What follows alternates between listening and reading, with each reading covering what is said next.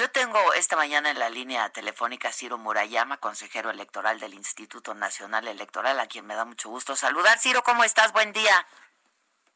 Hola Adela, muy bien, bien y de buenas en el INE con esta decisión de la Cámara por consenso. Gracias, buen día. Qué bueno que tú estás bien y de buenas, porque no hay mucha gente bien y de buenas. Pero, finalmente se logró y salió bien, ¿no, Ciro? Pues muy bien, porque la verdad es que estamos viviendo una época de mucha crispación política, de ataque y descalificación del adversario, y la verdad es que se antojaba difícil, y por eso, además de ser una buena, es una grata sorpresa que haya habido unanimidad de todos los grupos parlamentarios para proponer estos 4 nombres. Yo creo que hay 3 claves en esta buena noticia. La primera es que hay unas reglas en la Constitución que inducen al consenso, es decir, a diferencia de cuando se aprueba una ley, para nombrar a los consejeros del árbitro electoral del INE se necesita mayoría calificada, esto es 2/3 partes de los votos. No basta con que el partido que más diputados tenga quiera sacarlo, tiene que pactar con otras. Esa es una regla constitucional que favorece los consensos. Claro. Además, se crea un comité técnico que hace una criba técnica no política de los perfiles, y ahora vimos que hubo un comité donde al menos 6 de los 7 integrantes hicieron un trabajo muy serio, no quisieron poner piezas cargadas a favor de algún partido político, y entonces los diputados ya estaban en una situación más acotada, tenían que trabajar con esa, digamos, materia prima que dejó el Comité Técnico de Evaluación, tenían que escoger entre esos y no entre otros, no entre recomendados políticos, y eso ayudó. Además, la Constitución dice que si no se logra el acuerdo de 2/3 partes en la Cámara de Diputados, se va a sorteo las quintetas. Y si no hacen el sorteo, lo hace la Suprema Corte. Entonces, eso es un acicate para decir, pacten o esto no va a estar en manos de 3, pero va a haber consejeros del INE. Cuando el fin de semana un grupo de diputados quiso reventar el proceso diciendo desconózcanse las quintetas porque no nos gustan, pues no podían, porque entonces se iba a ir del sorteo a la Corte, y eso los forzó a sentarse y a pactar. Entonces fíjate lo importante que son las reglas. Candados para eso. Grullada. Claro. Claro, pero las reglas importan y ayudan si están bien hechas. Segundo asunto clave, el buen oficio de la política es insustituible. Aunque tengas buenas reglas y buenas instituciones, si tienes políticos que carezcan de reflejos y hábitos democráticos, pues las cosas pueden salir mal. Recordemos que en 2003 se rompió el consenso para renovar al Consejo del entonces IFE, y eso sembró la manzana de la discordia de lo que sería la elección de 2006, es decir, el árbitro nació con falta de legitimidad después de aquel consejo del IFE con tanta credibilidad que encabezó José Goldenberg, donde estaban Alonso Lujambio, Jacqueline Pechar, Mauricio Merino, etcétera, Grandes etcétera. perfiles los también. Partidos rompieron, los partidos rompieron el acuerdo en 2003, y en 2006 pues tuvimos en parte lo que tuvimos, y se explica porque, además de lo cerrado que fue esa votación, pues el árbitro de entrada nació cuestionado, y eso es muy grave, que antes de que inicie el partido los equipos estén diciendo este árbitro está a favor de uno y en contra mía, pues no ayuda. Entonces, el oficio de la política es importante. Lo hizo bien Mario Delgado, ¿no? La Junta. Sí, yo creo que no hay que regatearle su trabajo, hay que reconocérselo abiertamente, y a los otros coordinadores, ¿no? Que estando en la oposición tampoco se montaron en su macho, tendieron puentes, entendieron que es importante escuchar al otro, y me parece que todo el mundo se dio algo, y así son los acuerdos en democracia necesariamente, ¿no? Cuando se tiene voluntad de acuerdo. Y el tercer elemento clave, Adela, yo creo que es algo que nos debe quedar como lección, es el monitoreo ciudadano y de los medios de comunicación de este proceso de designación. Es decir, si estuvo la lupa de la opinión pública encima de todo el proceso. A diferencia de otros órganos, el INE afortunadamente es muy visible, muy escrutado, muy exigido, y entonces cosas como la que vimos allá con la Comisión Reguladora de Energía, que llegaron unos aspirantes que no sabían ni de qué se trataba la materia de trabajo, de la chamba a la que querían llegar, aquí eso hubiera sido inaceptable. Y hubo un acompañamiento para decir, yo defiendo al INE, respétese la autonomía del árbitro, todas estas organizaciones que han estado contra la designación de fiscales carnales, de cuates, cuotas, ayudó a que hubiera una luz que resta espacio a la opacidad y donde los abusos pueden tener costos políticos.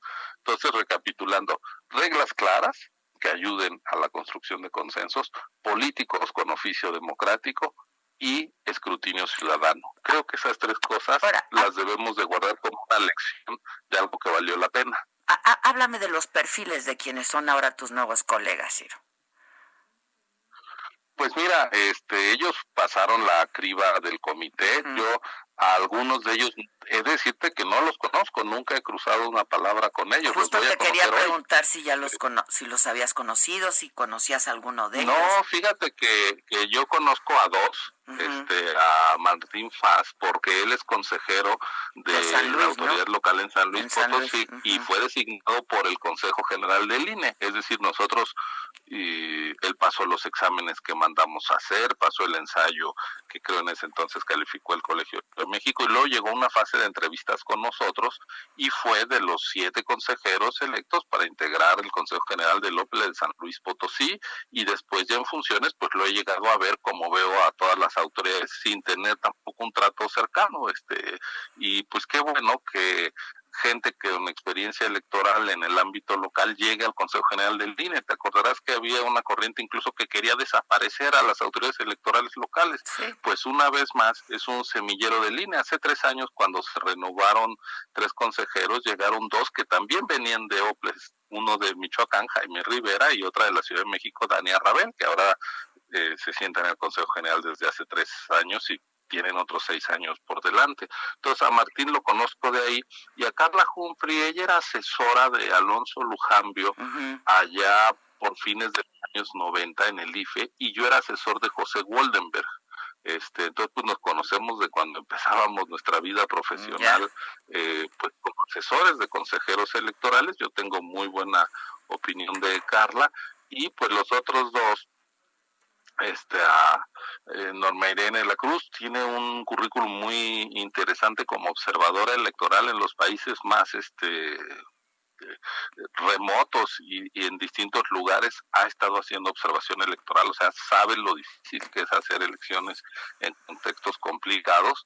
Y el consejero Espadas pues es un antropólogo que viene de Yucatán, que incluso en su momento tuvo militancia en la izquierda, es decir, es una gente que conoce de la lucha democrática, de lo que ha costado edificar este sistema electoral. Entonces pues yo les doy la bienvenida a los 4, voy a trabajar con ellos pues como suelo trabajar con los demás. ¿A qué hora se verán hoy, Ciro?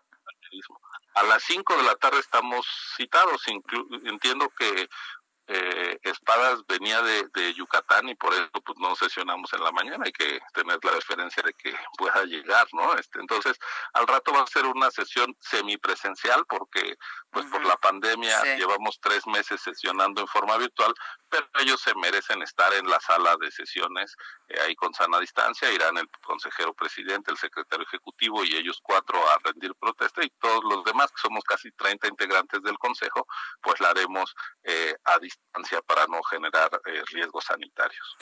Ciro, déjame hacerte un par de preguntas. ¿Han sentido, porque se ha hablado mucho de ello, el propósito de quererle quitar autonomía al INE por parte del presidente? 1. Y 2, hoy de nuevo volvió a decir que el instituto le robó la presidencia, y varias veces. Bueno, ¿qué dices al respecto? Yo la verdad es que creo que este acuerdo político justamente a lo que ayuda es a salirse de ese lenguaje, de esta crispación, Nosotros sí, distintos momentos dijimos cuidado con la autonomía del INE, o sea, nos preocupó mucho lo que vimos en la Comisión de los Derechos Humanos, que hubo un nombramiento sin unanimidad, lo cual dañó sobre todo a la Comisión de Derechos Humanos. Vimos estos nombramientos en otros órganos, la Comisión Reguladora de Energía, etcétera, etcétera. Entonces, pues nos preocupaba que un episodio así pudiera darse. Creo que afortunadamente, como platicábamos hace un momento, aquí las reglas y la visibilidad del INE limitaron esa posibilidad. O sea, sí hubo una alerta de cuidado con la autonomía del INE. El INE es un organismo indispensable para la convivencia política pacífica de los mexicanos. O sea, si no tenemos elecciones confiables, esto se nos puede descarrilar, y yo creo que esa conciencia colectiva que se instaló nos ayudó a que ese riesgo que sí llegamos a percibir se superara. O sea, yo me siento descansado, satisfecho de sí que se sienten tranquilos ahora. Sí, yo por eso te decía, estoy bien y de buenas, porque pues sí, era un tema de preocupación, y yo creo que los perfiles que llegan pues, nos van a ayudar a darle continuidad a esta autonomía, porque fíjate, como los nombraron entre todos, no le deben a nadie su cargo, y eso es muy importante. Claro. No hay compromisos, ¿no? Sí, la verdad es que este trabajo, una de las cosas más valiosas que tiene esta autonomía, pero al mismo tiempo es lo más fácil de hacer, no deberle nada a nadie, no estar viendo cómo quedas bien con un actor o con otro. Si hay que sancionar, sanciona, sea el PRI, sea el PAN, sea Morena. Te van a gritar, te van a decir de cosas, es el papel del árbitro. Siempre que pitas un penalti, el equipo al que se lo marcas en contra te van a gritar desde el graderío, pero es parte de nuestro trabajo. Uno tiene que aprender a hacerse de cierta piel gruesa y a resistir. Y sobre el pasado, yo creo que es evidente que México tiene un sistema muy robusto, democrático, que ha permitido 3 alternancias en 4 elecciones a la presidencia, y eso de decir, pues siempre que no gano es porque me robaron, pues habla más de quien lo dice que del sistema, ¿no? Sí. Oye, y finalmente, pues tengo que hacer la pregunta. Una de las aspirantes era una prima tuya, familiar tuyo, y pues fue no solamente señalada, cuestionada, pero descalificada en muy buena medida por ello, y atacada incluso, Ciro. ¿Qué dices al respecto? Pues sí, yo creo que algo muy desagradable que le pasó a la doctora Eunice Rendón. Fíjate que ella pues tiene una trayectoria amplia, ha sido directora del Instituto de los Mexicanos en el Exterior, ha trabajado en distintos gobiernos. Yo, en efecto, somos primos, compartimos abuelos, pero no nos vemos, no nos tratamos. Ella es mucho más joven que yo, entonces nunca nos hicimos muy cercanos, y luego pues ya cuando murieron los abuelos dejaron de haber las comidas donde coincidíamos. Entonces yo la volví a ver en la tele y me dio gusto que le fuera bien, que fuera una profesionista exitosa, y me enteré que se inscribió cuando vi la lista. Ella no me preguntó y no tenía por qué preguntarme de ninguna manera, y no había ningún conflicto de interés porque yo no formé parte ni del comité técnico que evaluó los perfiles, ni soy diputado, ni los diputados me obedecen. Yo tendría que haber conseguido que los académicos hicieran una evaluación como yo les dijera, que luego la Junta de Coordinación Política la metiera en la lista, y luego que 2/3 partes de los diputados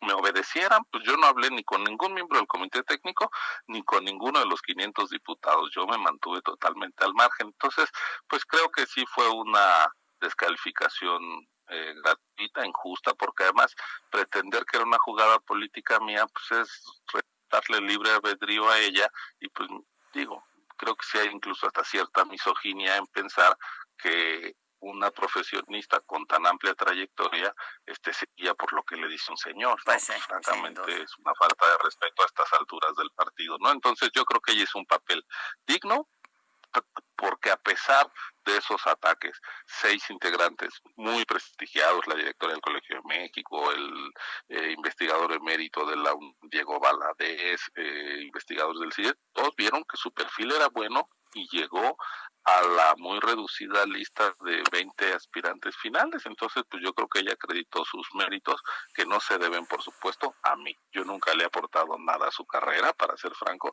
y tampoco espero restarle nada, ¿no? Claro. Ella decidió anotarse, creo que tuvo estos ataques, sobre todo pues de un personaje con, digamos, poca inteligencia emocional democrática, pero pues ni hablar. Pues sí. Bueno, pero entonces buenas noticias, ¿no? En el INE y para el INE. Y para todos, Sí, para la sí, democracia para la en nuestro democracia país. mexicana. Claro, claro. Te mando Así un es. abrazo, Ciro. Muchas gracias, ¿eh? No, hombre, gracias a ti, Adela, qué gusto. Chao, buen Igualmente, día. cuídate. Muchas gracias.